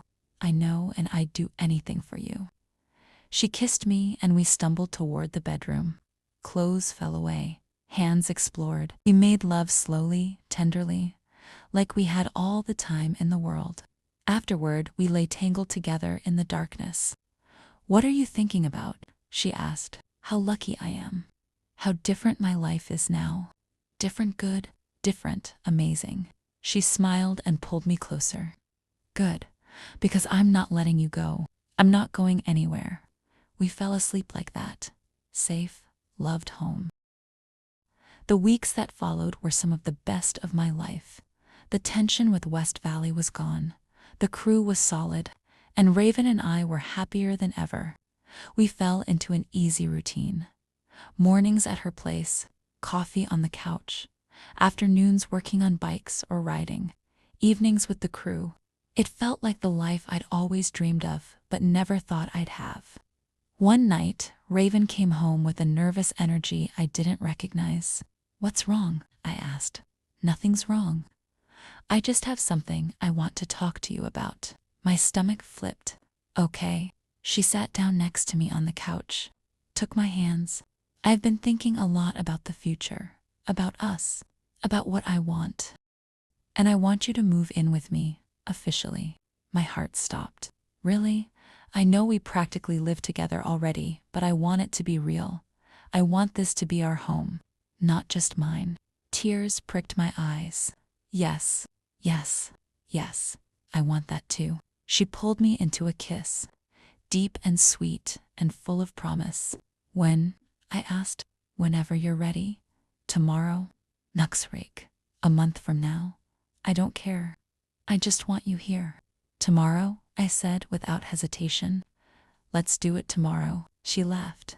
I've never been more sure of anything. The next day, we packed up my apartment. It didn't take long. I didn't have much, just clothes and a few personal things. My bike, the painting I'd started and never finished. Raven helped me load everything into her truck. We drove it to her place and carried it all inside. This is it, she said. Our place. Our place, I repeated. The words felt right. We spent the afternoon arranging things, making space for my stuff, hanging my painting on the wall. When we were done, she stood back and looked around. It looks good, she said. It looks like home. She smiled and pulled me close. Welcome home, Kira. I kissed her and felt complete. Living with Raven was easy, easier than I thought it would be. We fell into a rhythm. She made coffee in the mornings. I cooked dinner at night. We worked on bikes together in the garage, rode whenever we could. It was everything I'd ever wanted. One Saturday morning, I woke up to find her side of the bed empty. I got up and found her in the garage. She was bent over a bike I didn't recognize. It was smaller than her Harley Sleeker. The paint was fresh, black with silver accents. What's this? I asked. She looked up with a grin. A project. For who? For you. I blinked. What? I've been working on it for a month. I wanted to surprise you. She stood and wiped her hands on a rag. Your ninja is great, but I thought you might want something custom. Something that's completely yours. My throat closed up. Raven, come look. I walked over and ran my hands over the frame. It was beautiful. Every detail was perfect. I don't know what to say. Say you'll ride it. Of course I'll ride it. I looked at her. This is the most amazing thing anyone's ever done for me. You deserve it. I kissed her hard. I love you. I love you too. We spent the rest of the day finishing the bike. By evening, it was ready. We rolled it outside and I got on. The engine purred to life. Smooth, powerful. How does it feel? Raven asked. Like it was made for me. It was. We took it for a test ride, just around the neighborhood. But it felt incredible, responsive, fast, like an extension of my body. When we got back, I couldn't stop smiling. Thank you, I said, for everything, for this bike, for this life, for loving me. Thank you for letting me. A few weeks later, Raven came to me with another idea. Remember when I said I wanted to open a bike shop? Yeah. I've been looking at spaces and I found one. It's perfect. Big garage, office space, room to expand. My heart kicked. You're serious? Dead serious. I want to do this. And I want to do it with you. With me? Yeah, partners, in business and in life. I stared at her. Are you sure? I've never been more sure of anything. Then yes, let's do it. She grinned and pulled me into a hug. This is going to be amazing. We spent the next month preparing, signing papers, setting up the space, buying tools and equipment. The crew helped. Boone donated some old parts. Mika helped with marketing. Even Jocks showed up to help paint the walls. When we finally opened the doors, it felt surreal. Our shop, our dream. The sign above the door read, Lane and Hale, Customs. Perfect, Raven said. Perfect, I agreed. Business was slow at first, but word spread. People started coming in, asking for custom builds, repairs, advice. Within 6 months, we were busy, really busy, and I'd never been happier. 1 year after I first walked into that warehouse, everything had changed. I had a home, a business, a crew that felt like family, and I had Raven. We were lying in bed one night when she turned to me. Can I ask you something? Always? Do you ever think about the future? Like really far ahead? Sometimes why? Because I think about it all the time, and every version I imagine has you in it. My chest tightened. Every version. Every single one. I reached over and took her hand. Mine too. Good, she smiled. Because I'm not letting you go. I don't want you to. She kissed me, and I felt that familiar warmth spread through my chest. The one that said home. The one that said forever. I want to take you somewhere, she said. Where? Back to the forest where we camped. I want to go back. This weekend, just us. Okay, let's do it. That Friday, we loaded up our bikes and headed north. The ride was just as beautiful as I remembered. The city gave way to trees. The air got cleaner. When we reached the campsite, it felt like coming home. We set up the tent, built a fire, cooked dinner under the stars. I've been thinking, Raven said as we sat by the fire. About us, about what comes next. She reached into her pocket and pulled out a small box. My heart stopped. Kira Lane, she said. I know we've only known each other a year, but it's been the best year of my life. You make me braver, stronger, happier, and I don't want to spend another day without knowing you're mine officially. She opened the box. Inside was a simple silver ring. Will you marry me? Tears streamed down my face. Yes, yes, 1,000 times yes. She slid the ring onto my finger and pulled me into a kiss. We held each other by the fire and cried happy tears. I love you, she whispered. I love you too. We stayed up all night talking about the future, about the wedding, about the life we were going to build together. And as the sun started to rise, I realized something. I wasn't running anymore. I wasn't hiding. I was exactly where I was supposed to be, with the woman I loved, building a life that was ours, home. We told the crew the next day. Everyone erupted in cheers. Mika cried. Boone gave us both bear hugs. Even Jocks looked emotional. About damn time, he said with a grin. We wanted to make sure, Raven said. Well, I'm happy for you both. Thanks, Jocks. We started planning the wedding immediately. Nothing fancy, just the crew and a few close friends. A ceremony at the beach where Raven first took me. A reception at the warehouse, simple, perfect. The months leading up to it flew by. The shop was thriving. Our relationship was stronger than ever. And then the day finally came. I stood on the beach in a simple white dress with the ocean behind me, and the crew gathered around. Raven stood across from me in black pants and a white button-down. Her hair was down, her eyes were bright. Boone officiated. He kept it short and sweet. We're here today because these two incredible women found each other. Against all odds, through all the chaos, they found home. And that's what love is. Finding home in another person. He looked at us. Raven, Kira, do you promise to ride through life together, to support each other, to love each other? Through every curve and every straightaway. We do, we said together. Then, by the power vested in me by the state of California and by night flares, I now pronounce you married. You may kiss. Raven pulled me close and kissed me. The crew cheered. Music played. And everything felt perfect. The reception was loud and fun and full of love. We danced, we ate, we celebrated. And when the night finally wound down, Raven and I snuck away. We got on our bikes and rode. Just the two of us, under the stars. We didn't have a destination. We just rode, and it was perfect. 6 months after the wedding, we were sitting on the couch in our living room. The shop was closed for the day. The sun was setting outside. Raven had her arm around me. I was curled into her side. What are you thinking about? She asked. How different my life is now. How a year and a half ago I was running, scared, alone, and now I have everything I ever wanted. You deserve it. So do you. She kissed the top of my head. We've come a long way. Yeah, we have. You know what I want to do tomorrow, she said. What? I want to take a ride. Just us. No plan, no destination. Just ride and see where we end up. I smiled. That sounds perfect. Good, because I want to spend the rest of my life doing that with you. Just riding. Just being together. Me too. She tilted my chin up and kissed me. Soft and sweet and full of promise. I love you, Kira, Lane Hale. I love you too, Raven Hale.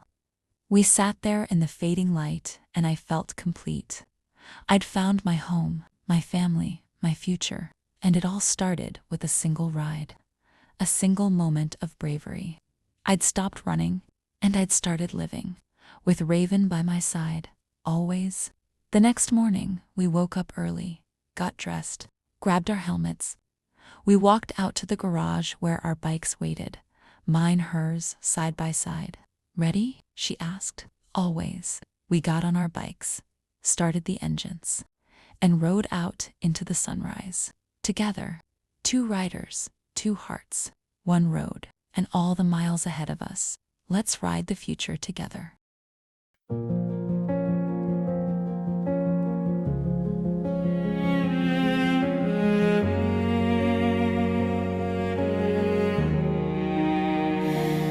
I was running from my past, losing ground, moving too fast. Then your fire met my night, pulled my edges into light. You held firm through my fall, made the storm feel small. You turned wreck into calm, like thunder finding balm. I breathe easier with you. Road feels written in you. Road feels written in you.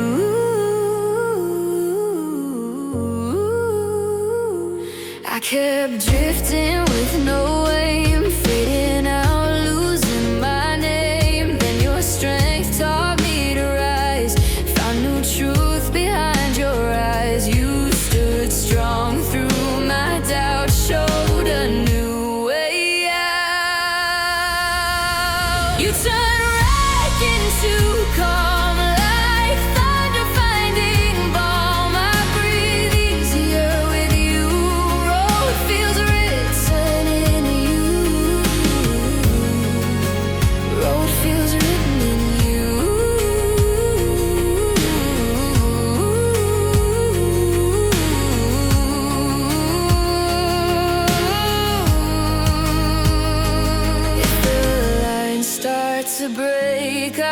choose you through each quake. Let the world shift again, we still hold what we began. You turn wreck into calm, like thunder finding balm. I breathe easier with you, road feels written in you. Road feels written in you.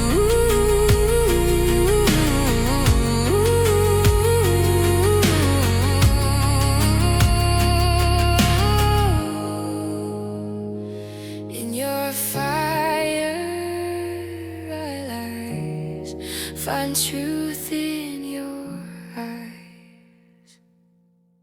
Thank you for watching Sapphic Story Hour. Please like, subscribe, and share your thoughts in the comments. Until next time, bye-bye.